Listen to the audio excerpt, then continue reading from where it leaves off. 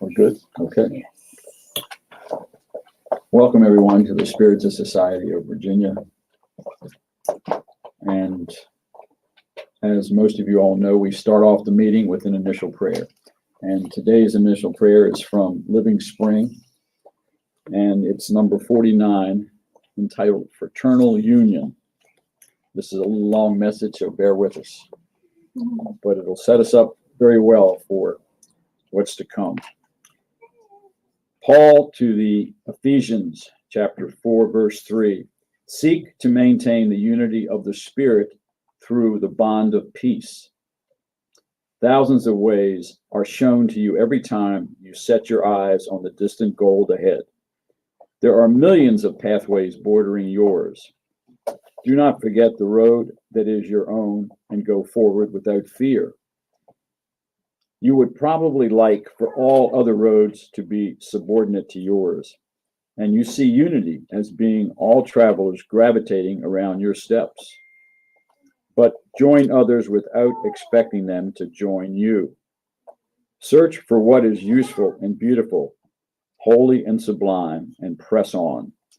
The headspring seeks the stream seeks the river, and the river connects to the sea. Let us not forget that spiritual unity is the basic work of peace. Do you see those who devote themselves to children? Do you see a friend who dedicates themselves to helping the sick? Do you see the care of those who have made themselves friends of the elderly and the strong, or the young, Do you see the effort of those who have dedicated themselves to the improvement of the soil or to the training of animals? Do you appreciate the work of those who preach to spread the good? Honor all of them with your gesture of sympathy and serenity, convinced that only the roots of understanding can uphold the tree of fraternal unity, which we all want to be robust and fruitful. Do not think that the others see life the way you see it. Evolution is an infinite stairway. Each one beholds the landscape according to the step on which he or she is standing. Approach all workers of the good and offer them the best you can, and they will answer with what is best for themselves. War is always the poisonous fruit of violence. The sterile argument is a result of imposition. Fraternal unity is a sublime dream of the human soul. Nevertheless, it will not be achieved unless we respect one another, cultivating harmony in the environment in which we were called to serve. It is only by making every effort to maintain the unity of spirit through the bond of peace that we will achieve such realization.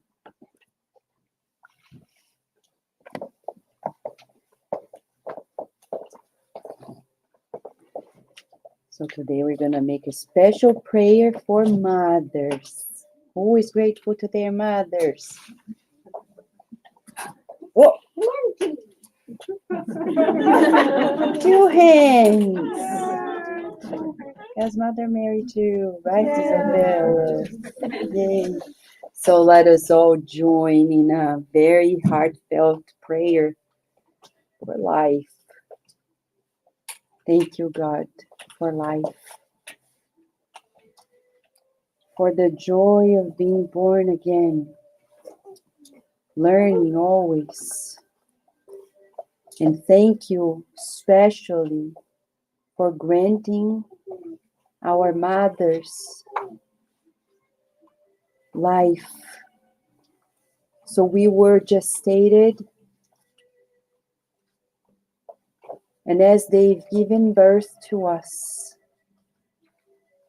we hope we have left in them molecules of gratitude for their sacrifice. And we thank our grandmothers and every mother in the world. We pray for mothers who are in need of spiritual help and emotional support, physical need, financial constraints. We pray that help come their way. And we visualize a bouquet of flowers being given to each one of them, re-energizing their minds in hope, in renewal, as they feel completely immersed in a field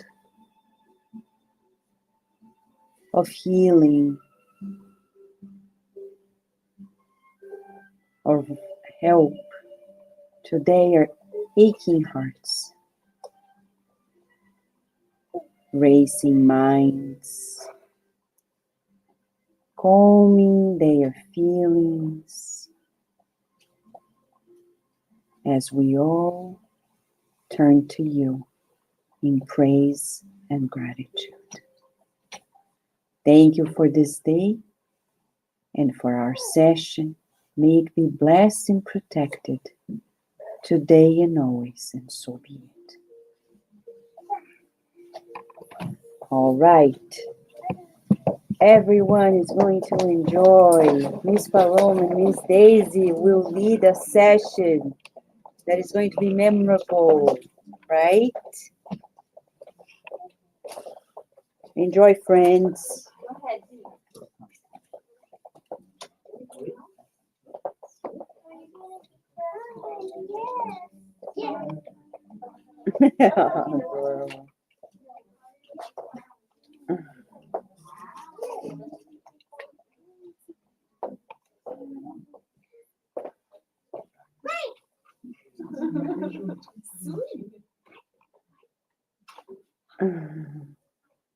She can go inside.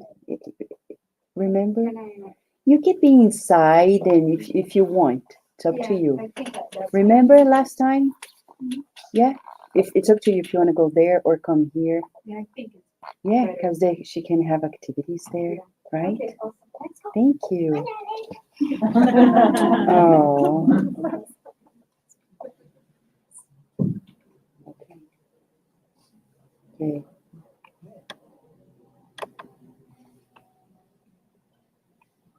Okay. How does it begin? We always have this issue here. Right. Just hold on, friends. We are getting it open.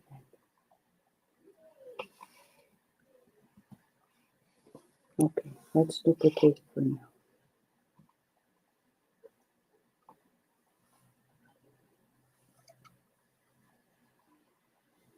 Oops. What's happening there?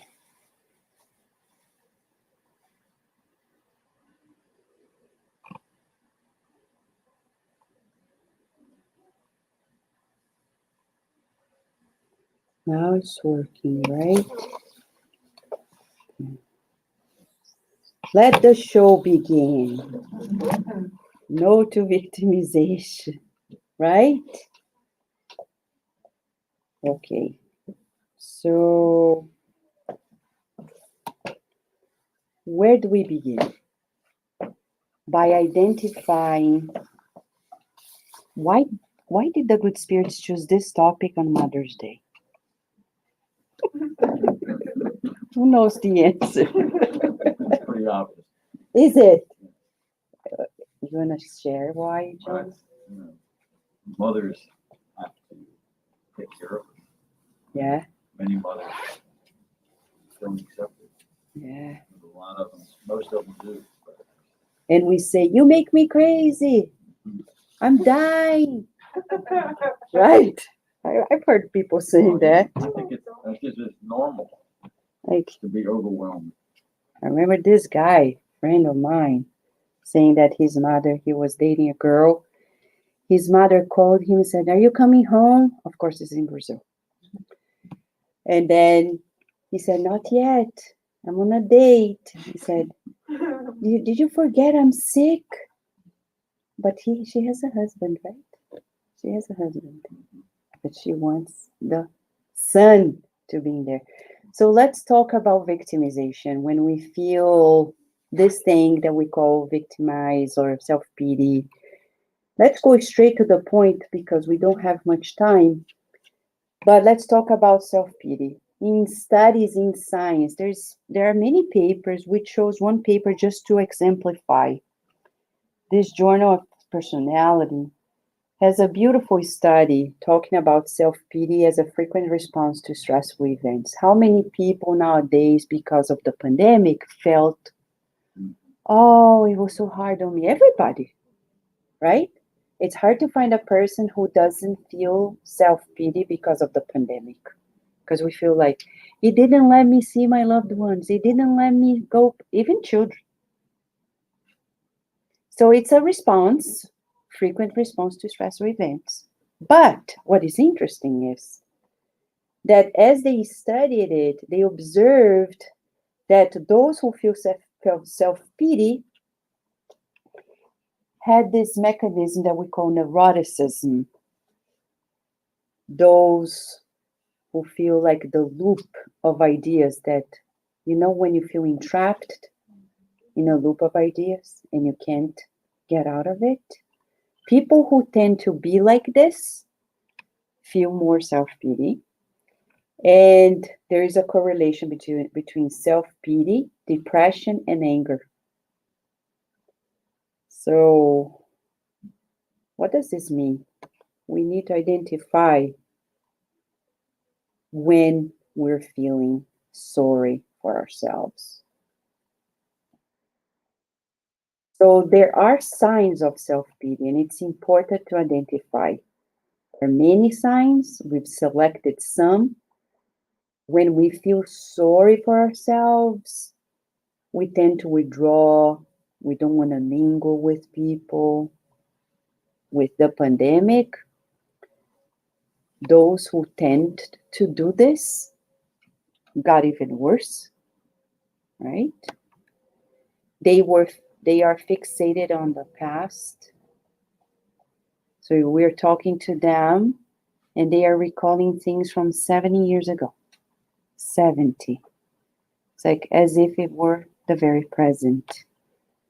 A tendency to crave sympathy from others, making people feel that they are, you know, suffering so much. And there are people who tend to do this in the family. They come home, let's say you clean the whole house, you prepare beautiful dinner, and then the person enters. Doesn't say hi, doesn't think that you had your day. The person enters. And how are you? Oh, the day was terrible. They are blind. They are blind to people's presence. And there are children and teens who are just like this. Of course, children tend to be more self-centered, but we need to help them get out of it. It's not healthy. Say, okay, what about mommy? What about daddy? If your day wasn't happy, have you asked mommy or daddy if our days were different? You want to know how it was?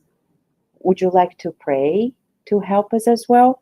So, people who feel self-pity usually have a correlate of low self-esteem, and they have a set perception of the self. They always think that everything wrong happens with them. And they even say, it always happens with me. Look, and then if you go to a nursing home and talk to elderly people, you will see the people who cultivate self-pity being those who will tell the stories and always end up concluding, you see my life, it's always a tragedy. Nobody understands me. Nobody likes me. Nobody this, nobody that. It's a disease of the mind.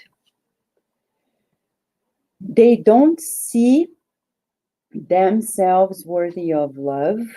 Even when they're so loved, they don't believe it. I've seen people who come and say, you see, your children are saying they love you. I think it's just because they need me. They don't believe. They don't believe. And they are self-absorbed in a very unhealthy way. They wake up thinking about themselves, they sleep about thinking about themselves and their problems, and they have problems going through their very lives. They are not as productive. They may be functional to society, but not as productive as they could be. And they have a distorted perception of reality. What they see not necessarily is what it is. One thing we learn in psychology is what people bring to us not necessarily is what it is the way they interpret life. So that's why there's no magical therapy session. You sit down and boom, because it depends on a lot of moments that we need to help the person get out of the way they're interpreting life, not necessarily change life, but the way they see life. And that's why Spiritism is wonderful, because it teaches us, if we want to change the way we see ourselves and see life, life will change if we change the way we see life. Some people come to Spiritist centers hoping, fix my family, fix these spirits that are bothering us. No, let's fix your head, because if you fix that, we fixed everything. Because then you see your life and your family members in a completely different way. You see that, like Jesus, he was never disturbed by our disturbances, and that's our goal. For example, we have a dog. The dog barks. It's a good training to be tolerant. Because people who are not tolerant, they will be mad at the dog. And they're like, stop it. Of course, sometimes we need to stop the dog. But if every time they bark, we are barking back at them, right? Then we're the crazy ones, because we're not dogs. And we're not practicing tolerance. Dogs bark. They need to bark. Let them bark. That's their nature. And we need to practice this emotional shielding. Not allowing ourselves to be contaminated by everybody's emotions. So we don't need to get into the cocoon of self-pity. Sometimes it's a defense mechanism to show people that we're so poor, that we're so sad, that we are so this, and then people don't bother us. It's a defense mechanism. Stress, self-pity as a defense to show people, my life is miserable already, don't add to the pile. It's as if we're telling people, don't injure me more. Don't bring more hurt, because I'm super hurt. And at the end of the day, we don't realize that instead of defending ourselves, we're getting ill. How do we know? Because as we go through self-pity, we tend to focus on the negative, and then we get into depression. So let's go to the core of the healing. The book No Solar, there's also a movie No Solar. It's on Prime Video. Not only, but there as well. And in this book, if you read it, it's good to read it again. There is a Kindle version, so we can read it wherever we are. There we're going to see a specific chapter that is titled, and let me open the Kindle here. It's a very important warning that they are giving to us. In this very chapter, invaluable warning. So here's the scenario. We know Andrea Lewis was a doctor. He discarnated. He was in a very bad mental, spiritual state. He ended up 8 years in the lower zones. And then he was rescued. But then he got to know that during those years, he was always being assisted by higher spirits, including his mom. but he never perceived. How many of us are daily being assisted by superior spirits and we don't notice? All of us. We barely notice. We are. And it's up to us to say, instead of looking down, looking up. And sometimes it's good to do the physical exercise. When you're walking, when you're home, stand up, open the window, go outdoors, look at the sky, and visualize how, and we're saying, look at the sky figuratively speaking, to visualize, imagine how many superior spirits around the universe are there helping all of us. And they have a beautiful plan for us. They have a recipe for us every day. We don't listen. We prefer to look down and see the dirt on the floor and think of the mud and the worms of life, disregarding the help. At some point, this is chapter 6, at some point after being rescued, Florencio, Lysias, and others are there visiting him in a spiritual hospital.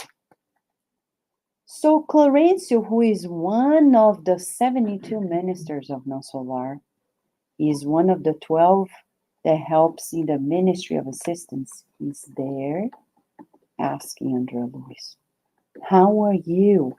A little better. What is his answer? He says, oh, we wish, huh? The chapter wouldn't have come to life. After they took him out of lower zone. Right? He's like, I reacted like any patient who finds himself the center of attention and whose emotional fibers have been touched. I can't deny, I'm a little better, but I'm suffering intensely. Just like us, right? I'm feeling a lot of pain in my intestinal area and strange sensations of anguish in my heart. I never imagined I would be able to endure so much, my friend. Oh, how heavy my cross has been. Now that I can organize my ideas, I believe the pain has sapped all of my available strength. Florencio listened attentively and showed great interest in my lamentations without a slightest gesture that would indicate he wanted to stop me. Then I continued. So he goes on and on. What about my family, my children, my wife? How can I do this? Continuous suffering had robbed me all sense of time. Where's my poor wife? So, my pain's too bitter. And I'm just bringing a few sentences. He is describing himself very clearly. By now, the storm of my complaint had led my mental boat to the wide ocean of tears. Florencio serenely said, my friend. So this is the question he asked. Do you really want spiritual healing?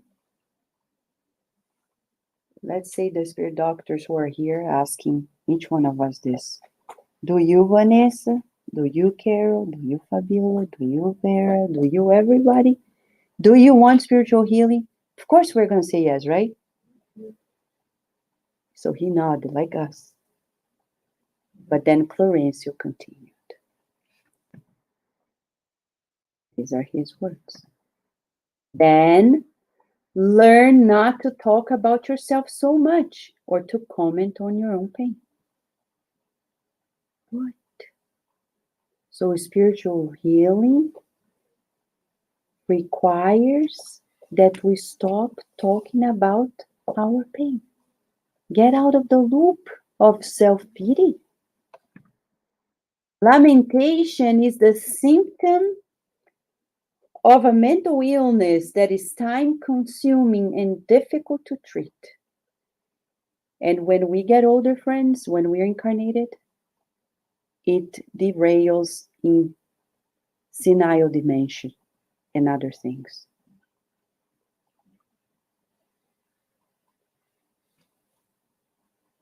He says lamentation is mental illness. The other day I was reading No Solar with Virginia because our children, our teens, right, Carol? Right. They're studying the book, doing activities around it.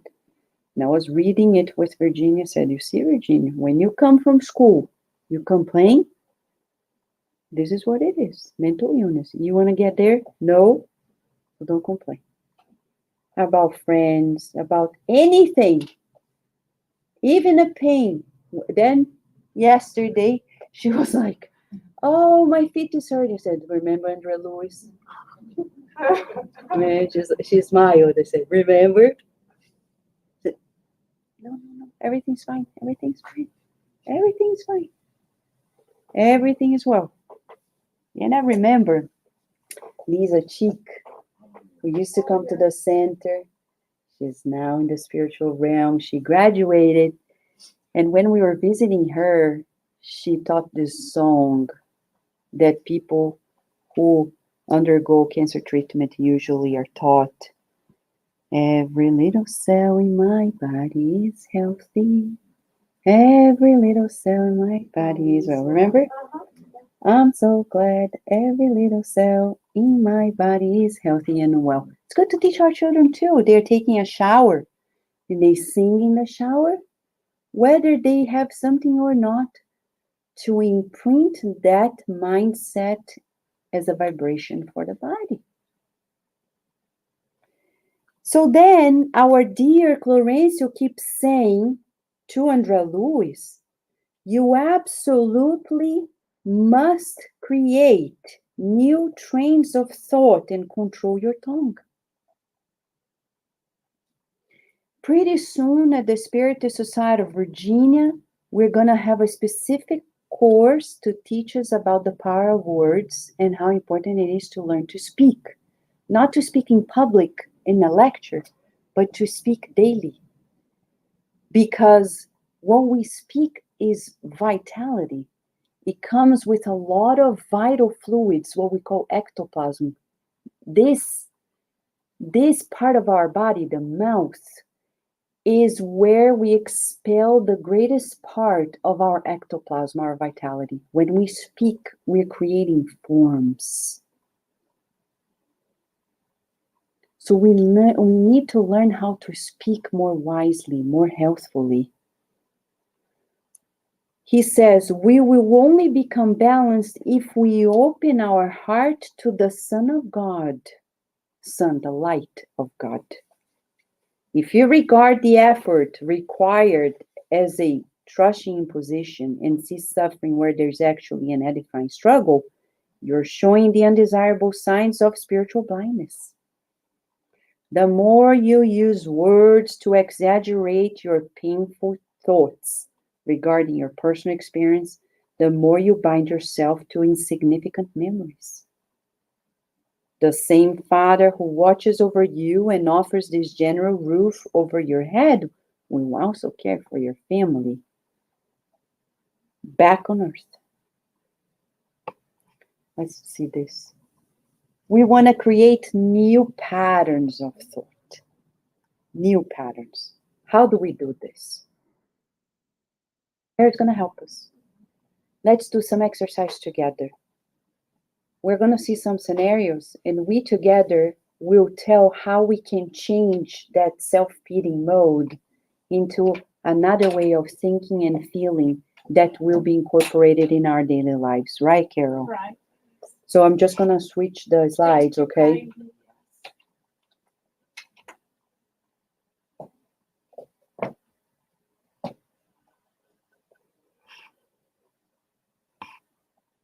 Okay, hold on a second. We're almost there.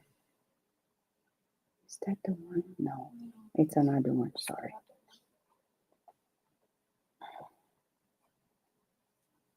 This.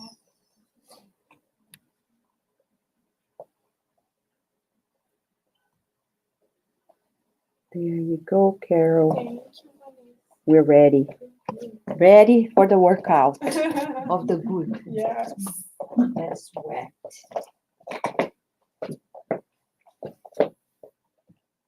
So, dear friends, as we prepare ourselves for the workout of the good, as Vanessa said, we would like to continue with the words of Clarencio.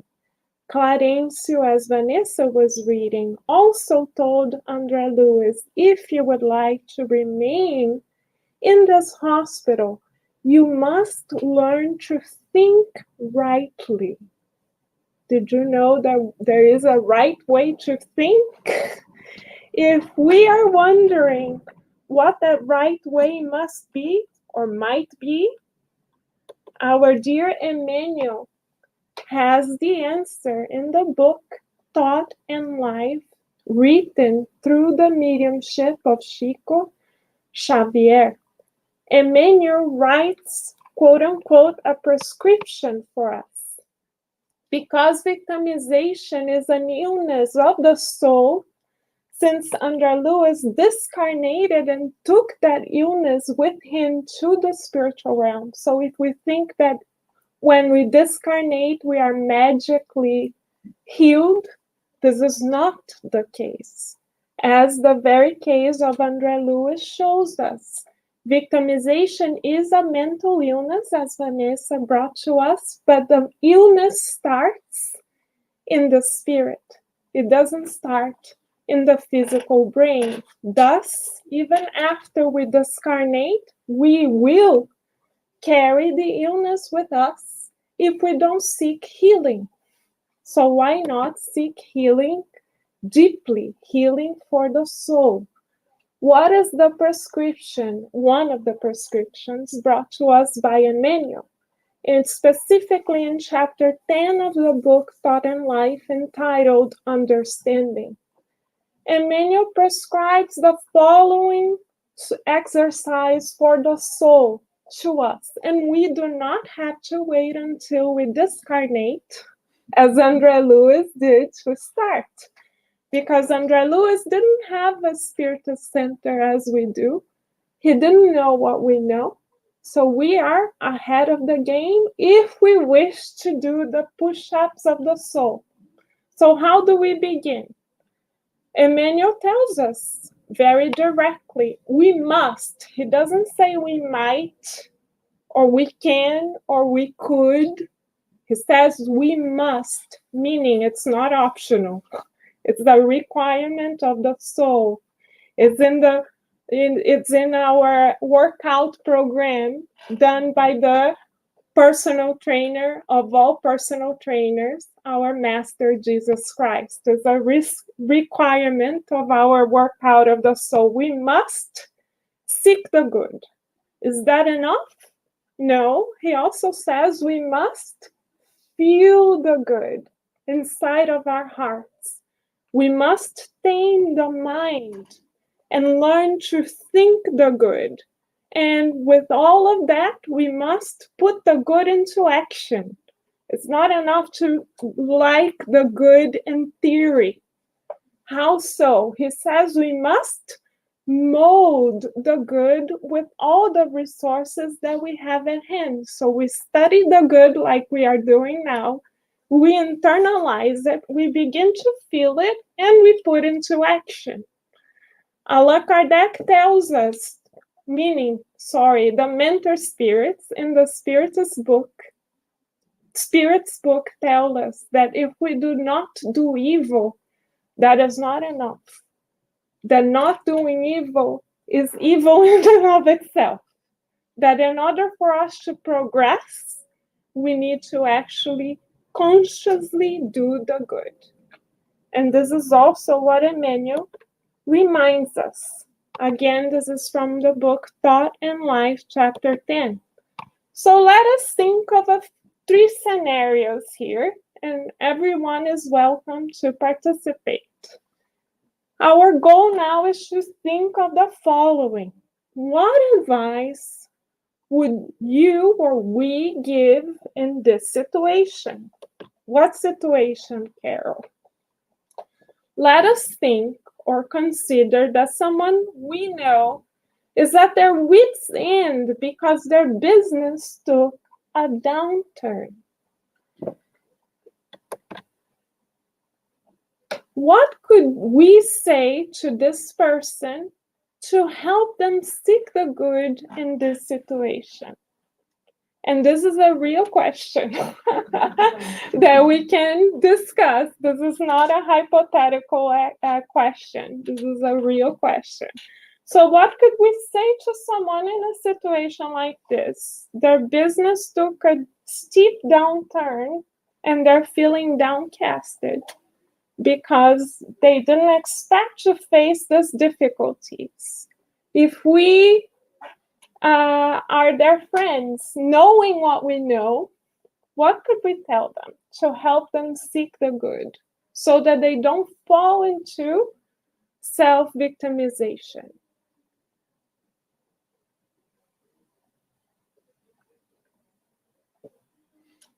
It's a question for us. Yeah, it's a real question. It is a question for anyone who is here in both realms. Yes. Well, For us who are incarnated, it's a little easier to hear. So if you want to speak up, please do. And the friends in the internet as well. Everyone is welcome to participate. Yes. What would your suggestions be? John, Paula, Paula. sorry. Oh, go ahead, John, Paula. go ahead. Paula, You were first. no, you asked the question. Paula, please. I think in every situation, we always have to seek the good Mhm. because it's an experience. So if your business is not doing well and you think, oh my gosh, like for me, nothing works for me, you have to think the opposite. Even if the business is not doing well, something you're learning with Mhm. is an experience. Maybe not the result that the person wants, Mhm. but in life, sometimes we are not seeing because the situation is really hard at the moment, but for sure, in the front, in the future, we're gonna think, oh, thank God, Mhm. this doesn't work for me because I'm in this situation now that was much better than I was in this. So we always have to think the good. Thank you, I Paula. have a client who was saying that her brother was in prison. Mhm. And this was very painful for the mom. But she said that in prison, he's not in contact with drugs. He's not in contact with the internet. And she was saying how he changed. He lost weight. And I was like, wow, that is seeing the good, even in the situation that oh my God, you think, oh, this person is in jail. And and then she was saying, no, actually it was positive for him.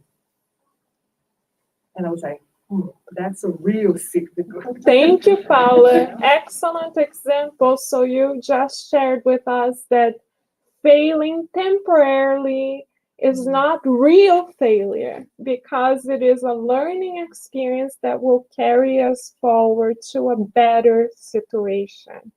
And thank you for sharing about the person in prison as a protective mechanism from God so the person can be free from their own habits. Thank you, Paula. No, thank you. John? Well, basically, Paula said what the thought that was given to us was this situation where the business is taking a downturn. We know that God is always teaching us something, giving us something. Never a situation that you can't overcome. Mm-hmm. Although we might feel that we can't overcome it. But as Paula was saying, further down the road, maybe it's a sign to get into a new business because this business is not going to really follow through as well as the person thinks it's going to follow through. So now you're basically forced to get into a new area or get with some new people or a new product. And this is how God, coaches us, nudges us, and sometimes really pushes us to do something different. Exactly. So this can be seen as an opportunity for us to evolve even further as we look into something different. Like Steve Jobs, who was fired from his own company and as a result created 2 other companies. So he sought the good in the situation. Next, this is a very common scenario through which all of us will go. What advice would you or us give in this situation? A friend's loved one just transitioned back to the spiritual realm. So this is our scenario. What would we say to help this person whose loved one transitioned to the spiritual realm in order for them to seek the good in this situation? And this is for the friends here and the friends on the internet as well. What advice could we give to someone in this situation? Specifically because of the pandemic, lots of brothers and sisters of ours are undergoing this very scenario. This has been truly current in our lives most recently because of the pandemic. We all know someone who has gone through this. Brian Foster has recently transitioned less than a month ago, and we got a message from his family telling us about his transition. What do we say in a situation like this, especially us? Because we have the spiritist knowledge, and a lot of our friends in the United States do not. So what do we say? Do we say, oh, sorry for your loss? Rest in peace? Right? How can we handle it? We have the tools to present our friends with a different perspective because we are spiritists. How shall we present this different perspective? Not by saying rest in peace. Vanessa is nodding in disagreement here. Yes, rest in peace is out. Sorry for your loss is out because no one loses anybody.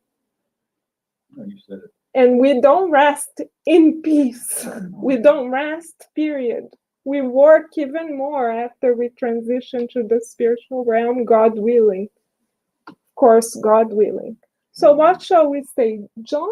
God has them in him. God has your brother or your sister in his hands. And it became time to transition to back home, our true home. And we know this brother or sister went through a long, say, illness in order to get to the spirit world. And it's a physical loss, but we know that that person's spirit is immortal and will be with us for as long as we're here on this earth plane until we go back and we greet that particular person, that family member. So it's natural to be sad because that physical presence is very difficult for us because we live on this material plane. And materialism has a way of overseeing everything. And we have to focus on the spiritual side.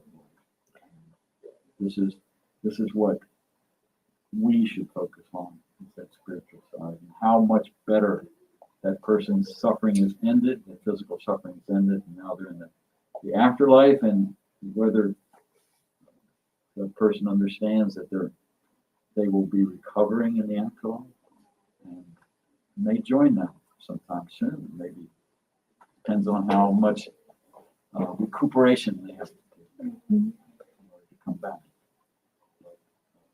And also pray for that brother or sister that's gone on the other side, because they will be praying for you after they recover.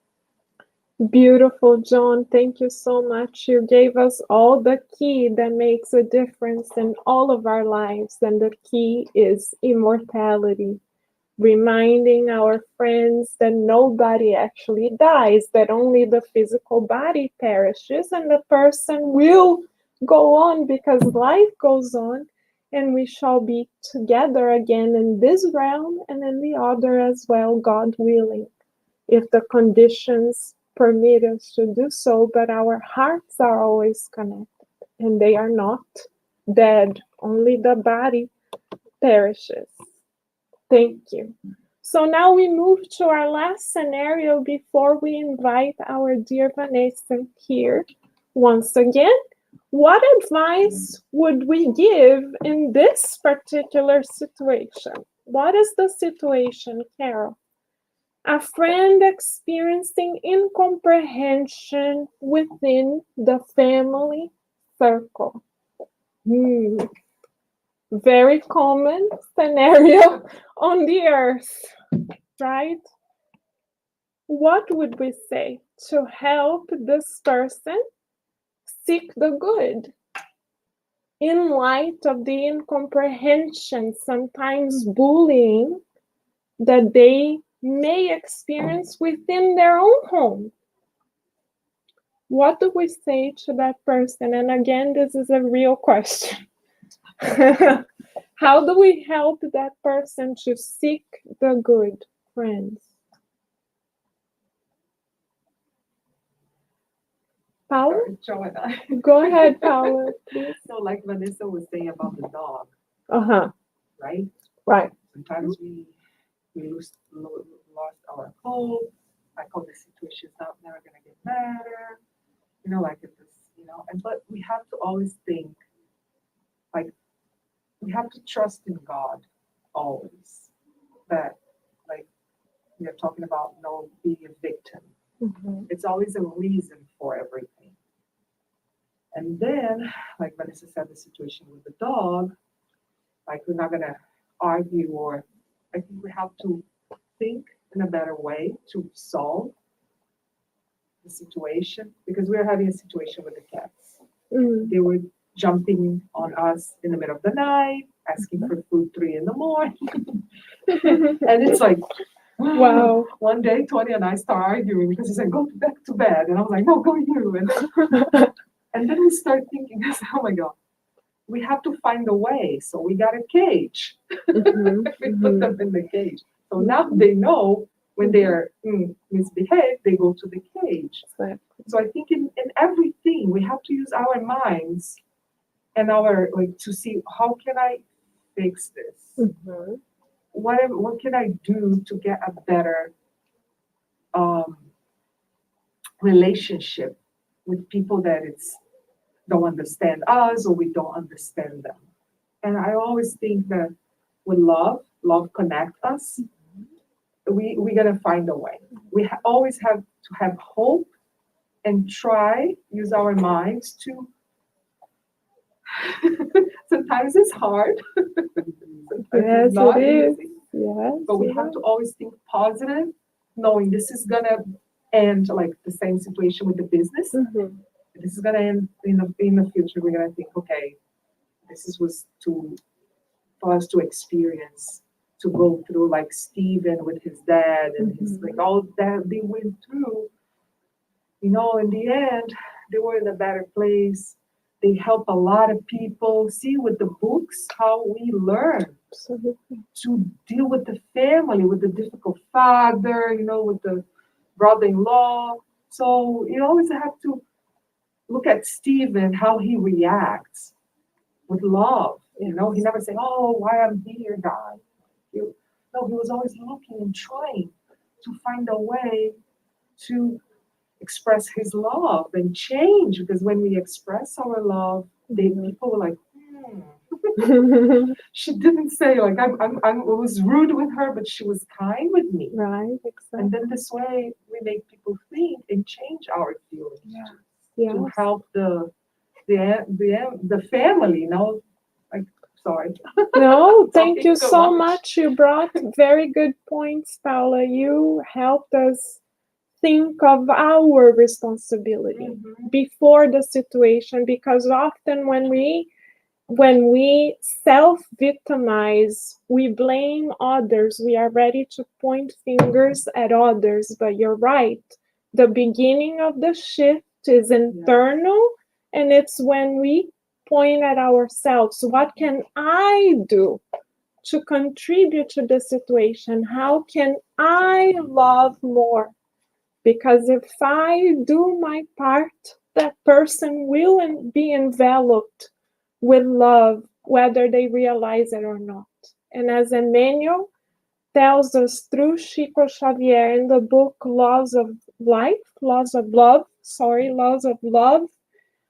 we are responsible for the difficult family members in our lives, right? So now Vanessa is going to bring the ultimate prescription from the doctor of all souls, Jesus is the Master best. Jesus. Thank you, Carol. Thank you, Vanessa. Yes, so now to finish this, just a note from Clarencio when he says to Andrea Luiz at the very end, he says, the tears of despair are not, he says quite clearly here, the tears of despair are not constructive. If you truly love your family, you must be cheerful in order to be of any use to them. So it's a practice for us. We don't know today, but we will know. We're going to learn. And right now, we just want to go back to Jesus to finalize with his very prescription. There was someone, a disciple, who was very much the picture of somebody who had these victimization feelings. Bartholomew. Bartholomew was a very devoted disciple, but he felt this self-pity to another level. When you go to the book Good News, chapter 8, we're going to see a description of a particular day in which Jesus healed Bartholomew. Because after that dialogue, he was no longer feeling self-pity. It feels like magic, but Jesus' healing is from within. So if any day in our lives we're feeling like victims, go to this book. Go to the dialogue. Read it time and again and feel how the instructions, because the dialogue is long, we just brought a few excerpts to help us out, a few tools. So pretty much this begins, chapter is titled Take Heart. And the description is that the Apostle Bartholomew was sad, and innumerable times Christ would find him in deep and painful reflection. So Jesus was observing, but you see how Jesus is? He's not anxious, saying, come on, come here. Let me fix you in a second. No, he needs, the person needs to do the work. But of course, he's a kind therapist, friend. He's going to come. And then Jesus came to him and asked questions. Bartholomew then opened his heart and shyly exclaimed. This is how he began explaining to Jesus.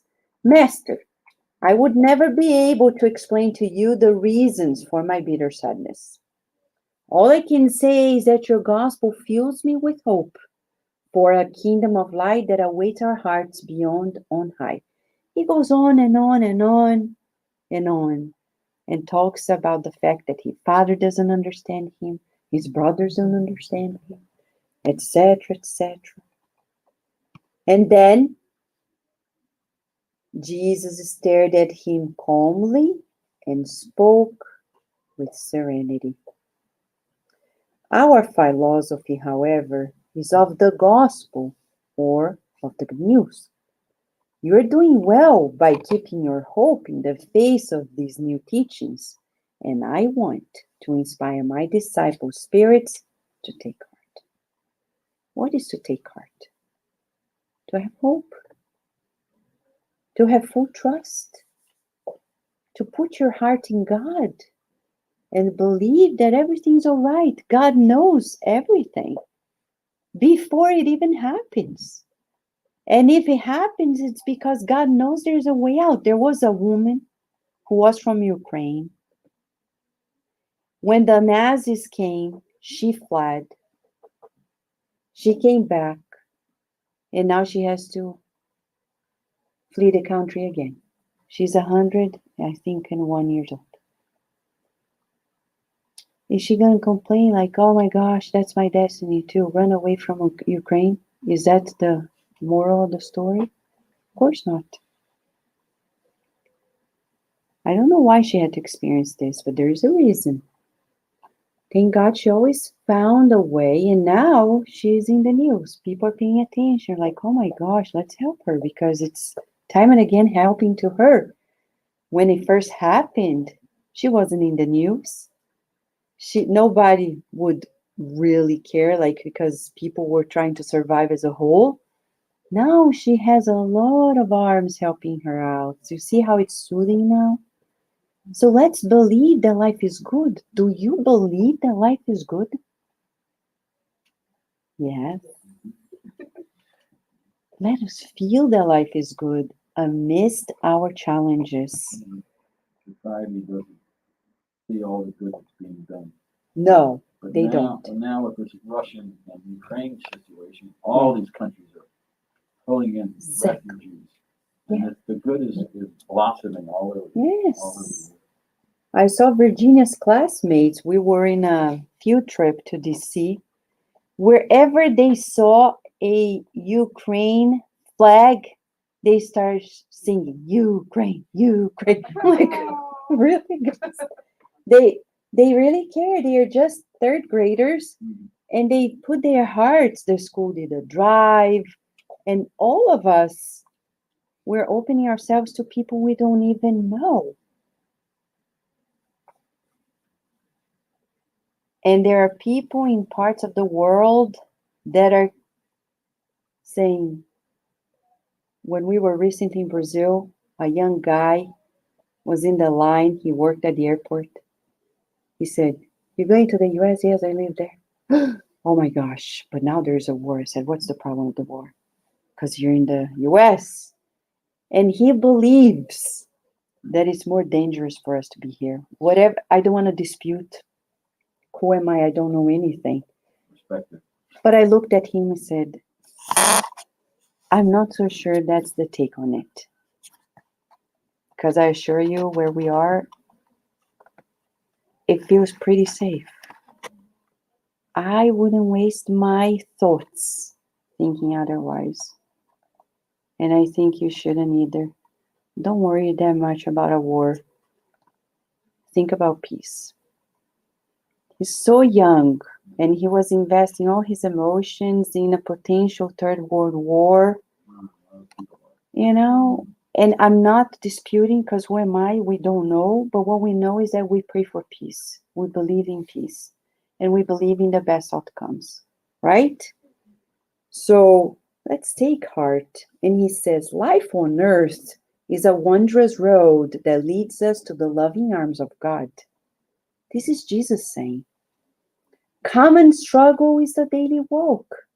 The opportunity of an hour, of a gentle action, of a humble word, is the invitation of our Father for us to sow his sacred blessings. Crisis, inflation, great opportunity for us to spend less, because we're brutal spenders, right? To be more minimalistic, to cut down. And in general, he says, human beings are always low-spirited. These are Jesus' words. In general, human beings are always low-spirited. In the obsessive need to fulfill their own desires, they injure themselves on the roads, hearing not the truth about the spiritual reality, closing their eyes with the shadow of rebelliousness, and shedding tears with desperate shouts and bitter moans, without seeing the true crystal fountain, the charitable star in the heaven, the flower scent, the words of a friend, and the clarity of the experiences that God has spread for their journey in all the aspects of their path. 2,000 years ago, by the way, yeah? Is that in chapter 8? Yeah, chapter 8. Don't remember. These are the parts of the dialogue. Yeah. So he's explaining to us that this is how we usually are, but this is how we usually should be. Saying, without seeing the true crystal fountain, the charitable star in heaven, the flower scent, the words of a friend, the clarity of the experience that God has spread for our journey. And then he says, the gospel could not demand a special state of mind of its disciples. However, it's necessary to consider the joy, courage, and hope should be the constant traits of the disciples' everyday activity. Why focus for a moment on a nightmare if we know the reality of the eternal glory with our Father? Jesus is the champion of optimism, the champion of positive psychology. We should emulate him. He didn't come to say, do this. He said, be this. Be. He always took the positive. How? Joy, courage, and hope. That shall be our tools for everyday life. Find the joy of living, the courage to do the good. Scientists usually discover things that nobody believes. I was reading this morning a beautiful article in the Smithsonian magazine of a new finding that when babies are born, they live in the body of mothers, what they call microchimeras. It's as if they have these matrices of genetic code that are left in the mother's body, and they are trying to understand what it does in the long run to the mother's health. And they're trying to understand the ins and outs of it. So we who are not studying what these scientists are studying, look at them like they're speaking Greek to us. We don't understand, but they better continue doing it. That may be just like us when we encounter friends and family, and they come with these crazy outcomes, and you say, let's pray together. I believe in God, and I believe the good spirits are with us. They may look at us just like we were looking at those scientists, like they don't understand. But if we stop doing this, it's going to be harmful to generations, for generations to come. Chico Xavier didn't become a spiritist in his family. He became a spiritist because a couple who was a spiritist came to help his family who was going through an obsessive process. And they helped them understand Spiritism in a city where Spiritism was bashed because they were very Catholic and a very Orthodox time. The same happened to Divaldo Franco. The same happened to so many Spiritists around the world. Thanks to those who stayed true to their convictions, to their discoveries, we are here today. We need to do the same. The courage. We're not going to preach to anybody. But if a friend comes at work and says, I'm thinking about giving up this pregnancy, looking at you, awaiting your feedback, don't hesitate thinking, should I say or should I go? Don't sing that song. Say, I think you should keep this child. But I don't know how. The man doesn't want it. I don't have the funds. It's a critical time for my family. It's my third child. You say, I believe God has a reason for giving you this child, because no matter how much you want a baby, you only have a baby when God wants you to have a baby. I know many people who want to have babies, and no matter how much they try, it doesn't happen. Jane, I want to share a case that happened in Brazil this week. It's all over the news. A celebrity's husband had an affair, and the person got pregnant and asked for this husband to give her money to abort. The wife, knowing that, said, "No, we're going to pay for the pregnancy, and then she can give me the baby. I'll adopt. It will be our child."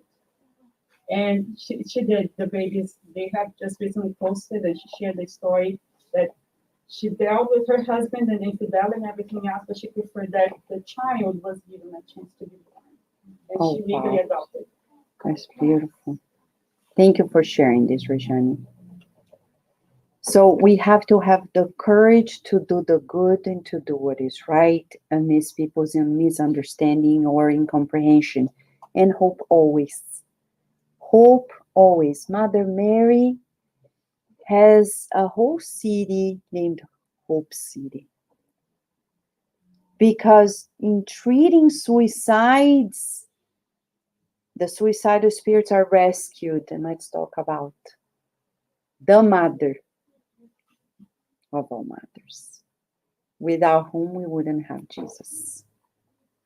Mother Mary is the champion of hope. She and her legion are daily 24/7, caring for those like Judas, who committed the insane act against themselves and committed suicide. And in Hope City, she rehabilitates them. There's never a moment where we should be hopeless, because there's always hope.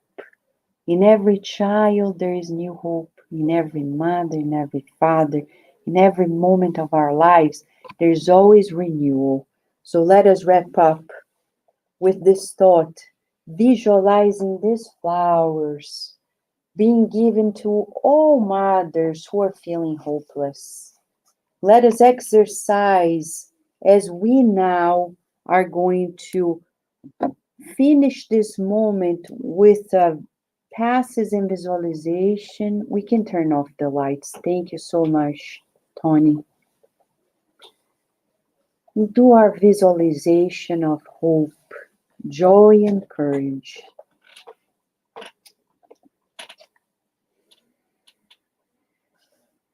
Let me put some music here.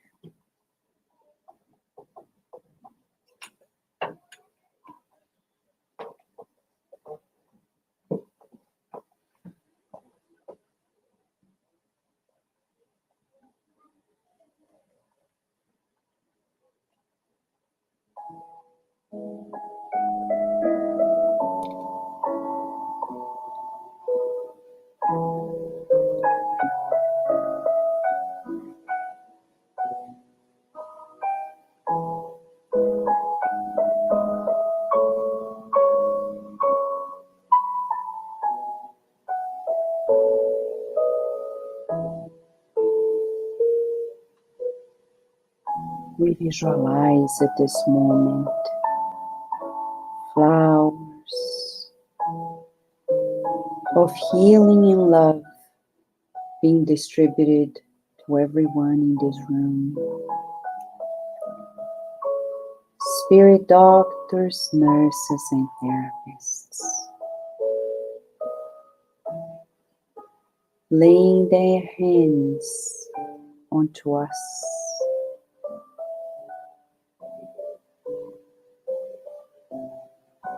Ridding our minds of toxins and depositing molecules of health in a beautiful programming of joy, hope, and courage in us. We visualize our minds and bodies being showered by this light of healing.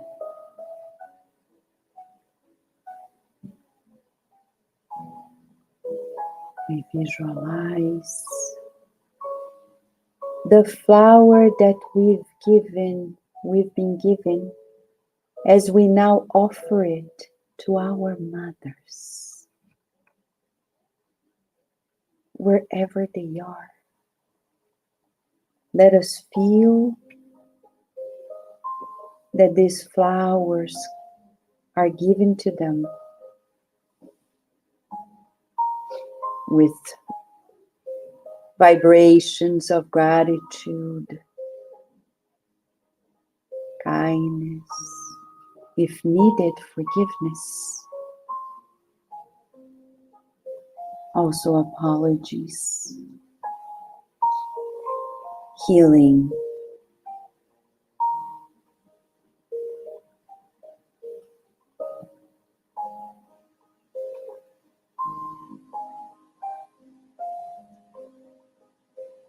Let us visualize our homes being enveloped in harmony.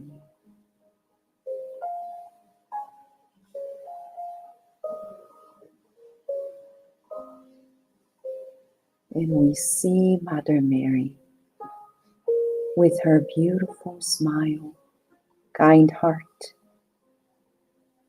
counting on us to support her works that are divine on earth, helping those who feel hopeless in their tears of desperation.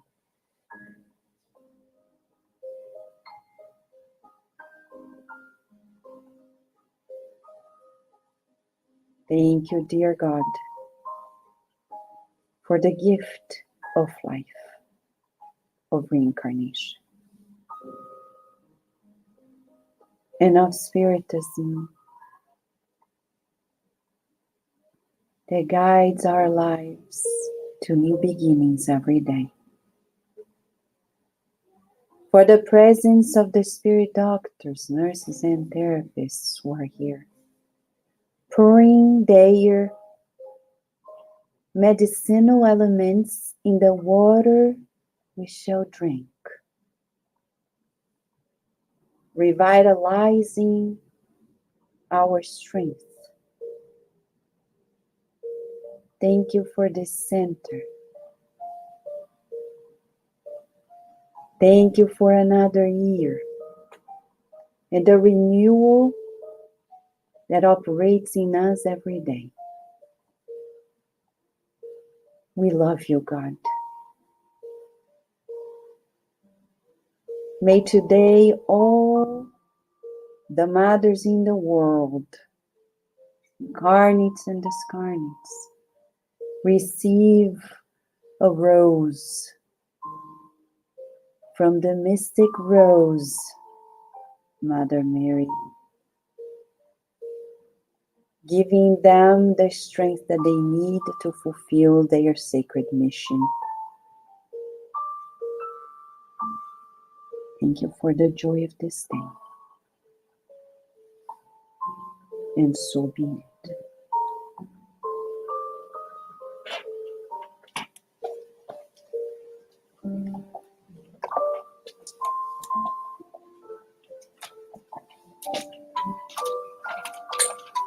Thank you, John.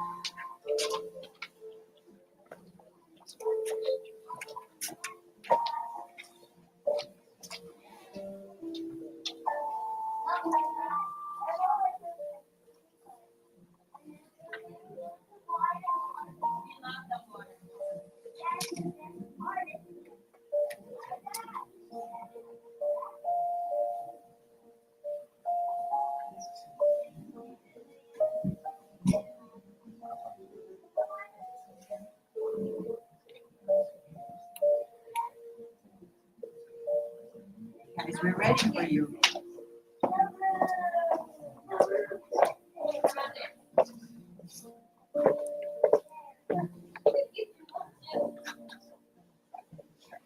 We were watching a little bit of No Solar. Yeah.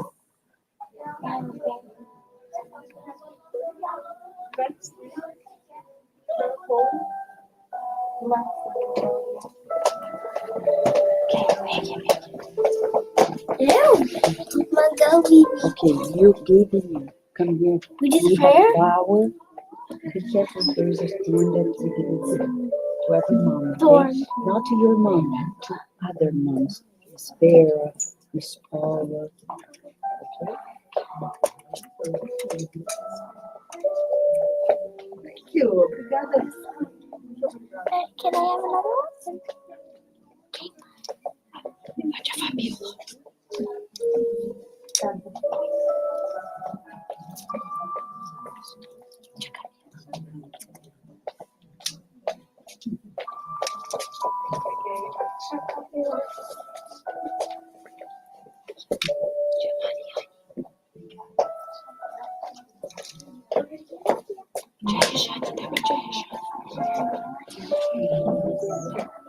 Tia Mariane. Aqui, ó. Tia. Vamos dar essa aqui que tá sem. Não, essa aqui tá com espinho. Pode ser. Yeah, that one. There you go. That's it. The other ones we'll give it later. Thank you. Você já fez a prece? Já fez. Ah, não sabia. Let's borrow your phone. Can I please? Pode pedir para você.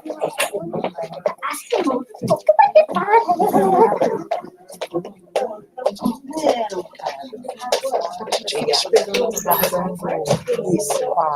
Então, eu falei com a Leia, ela só vai confirmar se a gente no domingo, às 10, pode se reunir aqui, lá, para ela explicar tudo pelo Zoom. Entendeu? Porque o domingo que vem a gente vai para DC. A gente faz um domingo não. Então, no outro. Ah, É tá porque bom. ela falou que ia mudar, então talvez o outro é melhor. Tá bom. Não é melhor? É porque esse que vem. Dia 22. Tá, então está bom. Tá? Você quer falar com a Vera? Às 10. 10. Vera, Oi. a gente conseguiu comprar as coisinhas, falta chegar só umas coisinhas para a biblioteca. A Leia, que vai explicar over Zoom, a gente está combinando, ela está falando com a Paula. Se a gente vier, não no próximo domingo, no outro, às 10 da manhã, você acha que você pode? Posso. Porque a gente vê, é bom a gente estar aqui, porque a gente pega o livro, ela vai explicando, a gente vê os materiais, ela explica o carinho. Então, não dia 15 no outro. No outro. Às 10, tá bom. E eu Vou marcar. confirmo com vocês pelo WhatsApp, Tá bom. mas já estamos quase lá. Tá.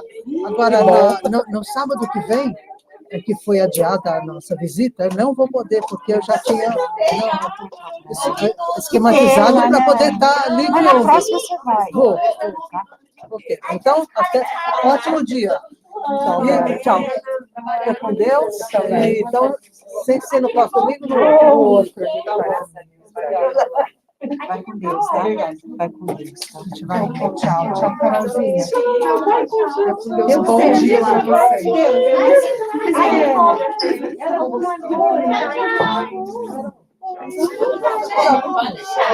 Você está com quantas turmas agora? Beleza. E você acha que passa também para eles não só ensinamento da Essa aqui não tem espinho. Olha que linda! Obrigada!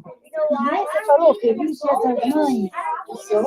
Oh, que fofa! Viu? Olha lá, Jesus, olha. Olha Jesus bonito. Aqui, ó. Olha, olha ele aqui, ó.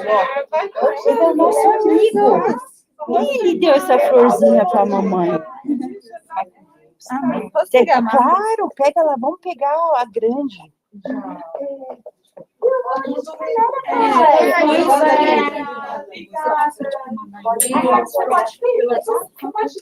Sempre o telefone do Sim tá no Facebook, tipo. É o meu telefone. Tá bom? Você me escreve? Obrigada. Pra vocês, tá bom? Deixa eu só ver aqui. Ah, Virgínia.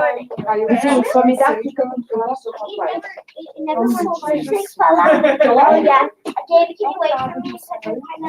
Just a second. My mom has to tell my dad and my wife. You know what happened? My grandma has a thing. Because she hasn't been feeling well for a long time. Like ever since yesterday, she started feeling really bad. So she's at the hospital.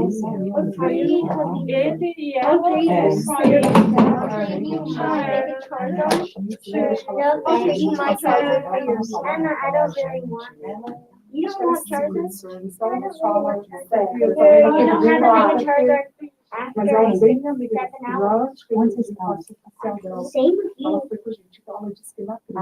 Yeah, but you don't have mega. The charger is mega. I can make those go. Mas e ela? You don't have any mega. Yes, I do. But you don't have any mega. I do. I'll show you, BB, right? Come here, BB. What? You want me to show you that I have enough? Want me to show you? Milk fed. Should have enough.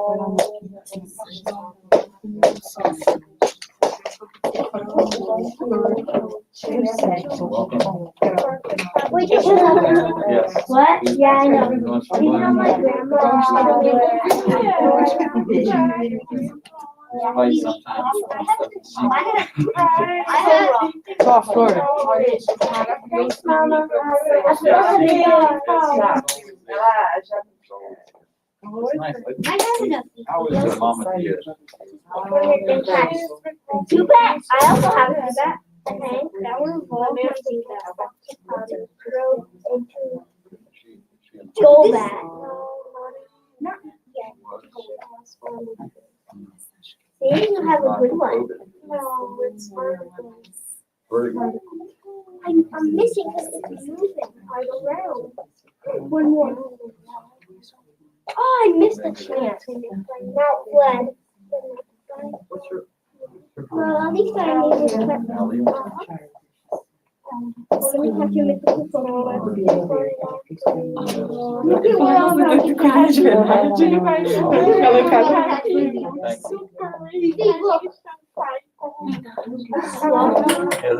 This is a very I do have Embaixo de novo,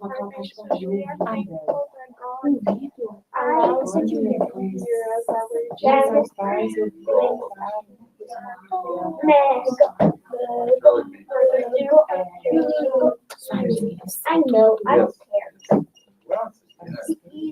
as you know, but sometimes we have trouble seeing it. But now it's gonna be me. Eu acho que Now I it's think, gonna be yeah. ela estava visivelmente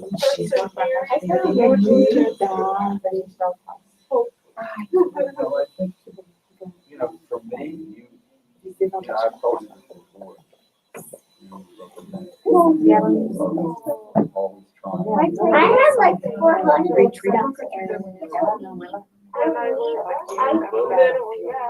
You need But you had a father 400 that. kids of stuff just to roll into that big teddy bear one. Yeah. I have, I beat like literally. never allowed me to do that. They were I'm winning. I have way enough candy. Look, treasure. See, big almost only cost 33. If this has mine cost amazing training for me. Well, yeah, you see the goodness in your life. It's tough for people. But I think what happens is that you're so previously trained in the afterlife before you come back that you see such great examples of people that have difficulty. I have to have a wonderful of all people. You know what? I still have my And a lot of people, Emotionally non-spirited people don't Oh, that's how mine will be. given. You're still there. And Even though I the beat them. overall thing that We beat them we again. always talk about, there's always a reason for it to happen.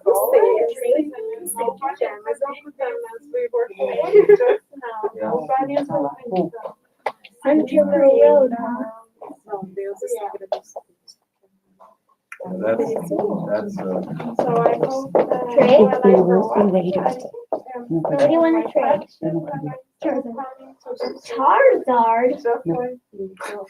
are you that's the more of my story. No,